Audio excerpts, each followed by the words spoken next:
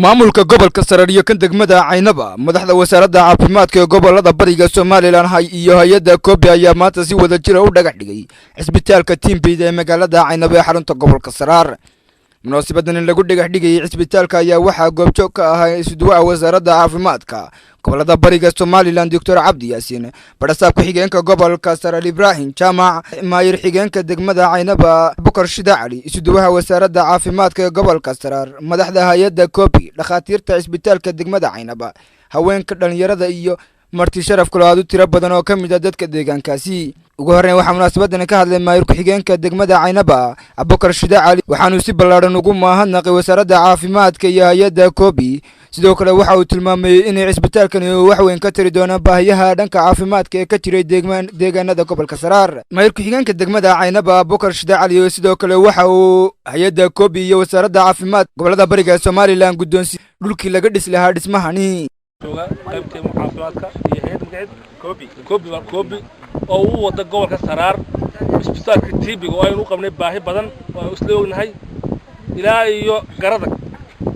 ilaa iyo Caynaba inta u dhaxaysa dadka ku nool waxa weeye waa dad u badan 70% iyo shay laata waa Timbid weey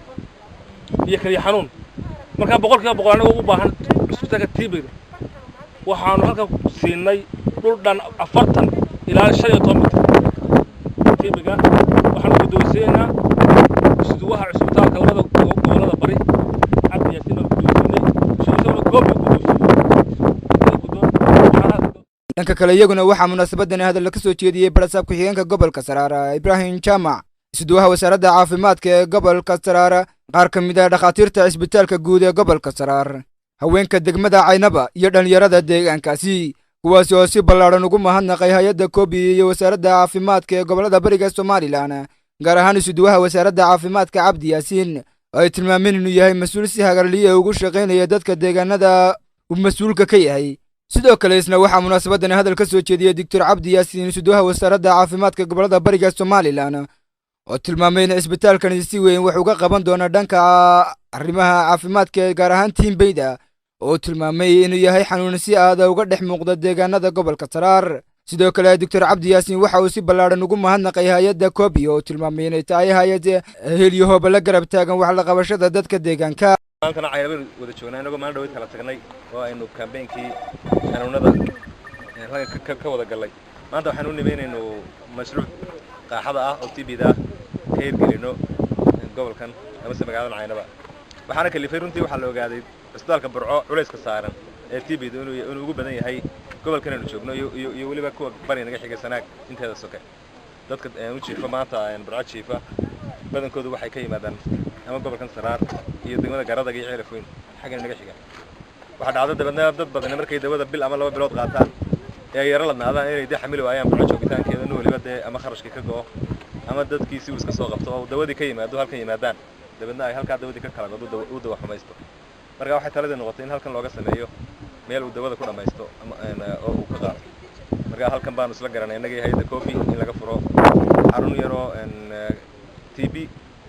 marka hore la dhiso bishan soo socota ilaa ka dhigo ayuu imanayaan injineerka aan soo direynaa dabadna uu halkan dhismo yar lagu bilaabo 3 qol ah iyo suuliyo dabadna marka dambana haday beeshadu bataan waararkii wixii lagu sameeyo waxa laga yaabaa future-ka inay isbitaal weyn noqoto aynu ka guurno meel kale oo halkan ka waayacsan u guurno laakiin imika maadaama wuxuu hawshu bilow tahay maadaama isbitaalka guud aan laga maarmayno dhakhtarkii iyo shaqaalaha halkan laga yaabo inay garab uga baahdo biyihii iyo leerkii wixii ay magaaladii wali isku xidhan tahay waxaynu ka bilaabaynaa halkan aad baan ugu mahadnaqayaa qolada deegaanka ee dhulkan ku deeqday markiiba iyo odayaasha magaalada iyo sida loogu heelan yahay dadku inay wax qabsadaan runtii reer Caynaba bariyahan dambe way aad bay ugu wanaagsan yihiin xagga horumarka odayga magaalada intay la kaatay aad baan ugu mahadnaqaynaa anaguna waxaan ku dadaalanaa inaan la jaan qaadno caafimaadku la koro sida magaalada u korayso. ugu dambeyntii waxaa munaasabadan ka hadashay mas'uul sare oo kamid ah hay'adda Kobi taasi oo mahadnaq ballaaran u soo jeedisay Dr. Cabdi Yaasiin iyo wasaaradda caafimaadka sidoo kale waxa ay dadka deegaanka Caynaba ugu baaqday inay ka faa'iideystaan isbitaalkan isla markaasina ay dhowraan dhismihiisa agabka dhex yaala isbitaalkani. And we were working since a long time in Somaliland and Burao. Then okay waxay ina tiri horta dhammaantiin dee waa wada mahadsantihiin madaxda gobolka ama degmada iyo dadkiina kaleba sida uu Cabdi Yaasin bay idin sheegay hawsha dee loo socdo ee meesha maxay tahay loo socdaa waxa weeyaan taa uu dhakhtarku Robayl ku sheegay hay'adan waa hay'ad Talyaaniga oo koobi magaceeda la yiraahdo hawsha caafimaadka ee maxay tahay dee burco iyo boorama iyo berbera iyo gaar ahaan TB-da ay qaabilsan tahay marka the program of TB that COP is implementing is funded by Global Fund, and in this program we have verified that the number of patients coming from Ainabo is quite important. So our eye meeting kastaba ahaatee markan ayaa markii u horreysay wasaaradda caafimaadka iyo hay'adda COPI ay si wada jira u dhagax dhigaan cisbitaalka guud ee Timbeyda ee deegaankani Caynaba xilligan ayaa waxay ku soo beegmaysaa xilli si aad loogu baahan yahay cisbitaalka Timbeyda oo laga hirgeliyo deegaankaasi Axmed Hanad Gurey baqaya telefishinka caalamiga ee Bulsha TV Burco Somaliland